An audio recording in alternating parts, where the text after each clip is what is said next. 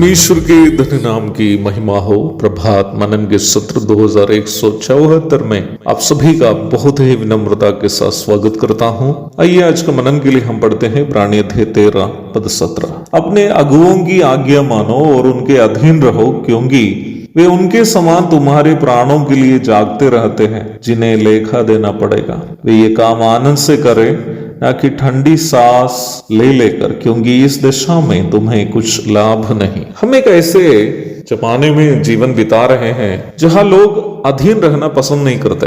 यदि कई लोग अधीनता का मनोभाव दिखाते भी हो, तभी वे लोग ऐसे करते हैं जब उस प्रकार करने से उनका कोई लाभ हो। स्वेच्छा से एक दूसरे के अधीन रहने का मनोभाव लोगों में बिल्कुल कम हो गया है। चाहे समाज में या परिवार में या फिर कलीसिया में, लोग एक दूसरे को अधीन करने का मनोभाव अधिक दिखा रहे हैं आजकल। वास्तव में एक दूसरे को अधीन करने या रखने का मनोभाव शैतान का स्वभाव है। वो यहाँ तक अपने सृष्टिकर्ता परमेश्वर को भी अपने अधीन करने की कोशिश की थी। यशायाह अध्याय 14 पद 12 से 14 तक। परंतु दूसरे को अपने से श्रेष्ठ समझना और अपने को दूसरे के अधीन रखना इत्यादि ईश्वरीय स्वभाव है। हमारे प्रभु यीशु मसीह जो पिता एवं पवित्र आत्मा के तुल्य ईश्वरीयता में दूसरा व्यक्ति है, परमेश्वर के स्वरूप में होकर भी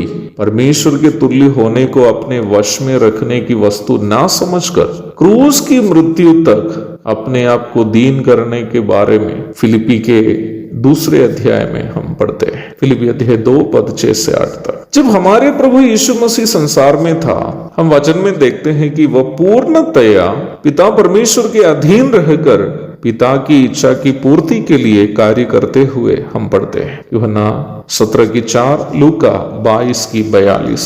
बाइबल में अनेकों बार जीवन के विभिन्न पहलुओं पर एक दूसरे के अधीन रहने का आदेश हम देखते हैं। कलीसिया में एक दूसरे के अधीन रहने के लिए एफिसी 2 की 21 में हम पढ़ते हैं। परिवार में पत्नी पति के अधीन रहने के लिए एफिसी 5 की 22 एवं अन्य कई आयतों में हम देखते हैं। पत्नियों को जीवन के वरदान के वारिस समझकर उनका भी आदर करने के लिए वरिष्ठ प्रेरित पत्रस पतियों को अपनी पहली पत्री के 3 की 7 में आदेश देता है। सभी मानुषिक नियम व्यवस्थिति के अधीन रहने के लिए वचन हमें आदेश देता है। रोमी 13 की 1 से 7 तक, पहला पत्रस 2 की 17।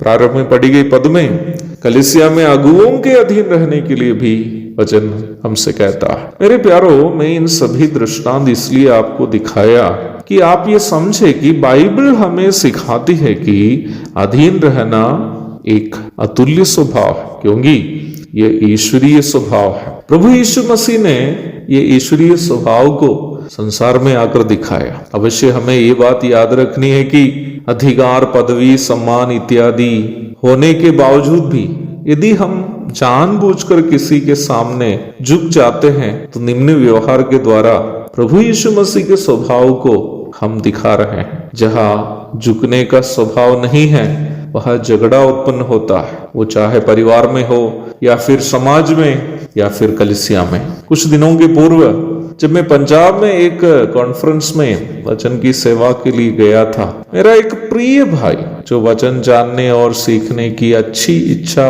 रखता है, मुझसे एक सवाल किया। उनका सवाल यह था कि what is a democratic church? एक प्रजातांत्रिक कलीसिया किसे कहते हैं? डेमोक्रेसी अथवा प्रजातंत्र के बारे में हम जानते हैं कि निम्न सिद्धांत के अनुसार सभी प्रजा अथवा नागरिक तुल्य है, बराबर है अथवा तुल्य अधिकार रखते हैं। मैंने उनको जवाब दिया कि बाइबल के अनुसार कलीसिया एक प्रजातांत्रिक संस्थान अथवा डेमोक्रेटिक इंस्टीट्यूशन नहीं है। ये गलत धारणा है कि कलीसिया प्रजातांत्रिक है। विश्वास में परमेश्वर की संतान के रूप में हम सबके स्थान बराबर है कलीसिया में, परंतु अवश्य याद रखना है कि जिम्मेदारी में विभिन्नता है, जिम्मेदारी में अंतर है, जिम्मेदारी में सब बराबर नहीं है। वर्तमान में कई कलीसिया की गड़बड़ी भी यह है कि कलीसिया के संबंध में कोई भी निर्णय सभी सदस्य मिलकर लेते हैं, क्योंकि लोग समझते हैं कलीसिया एक प्रजातांत्रिक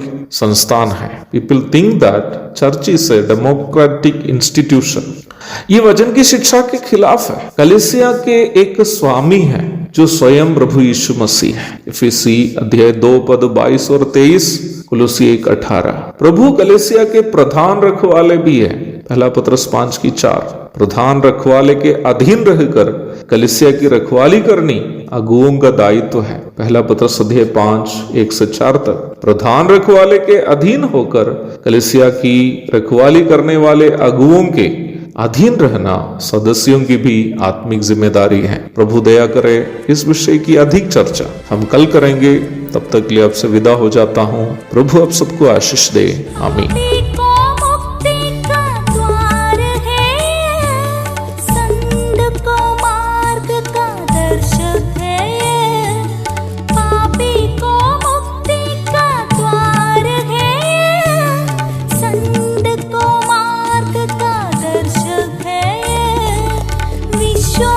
जो करते हैं उसके लिए अनंत जीवन का साधन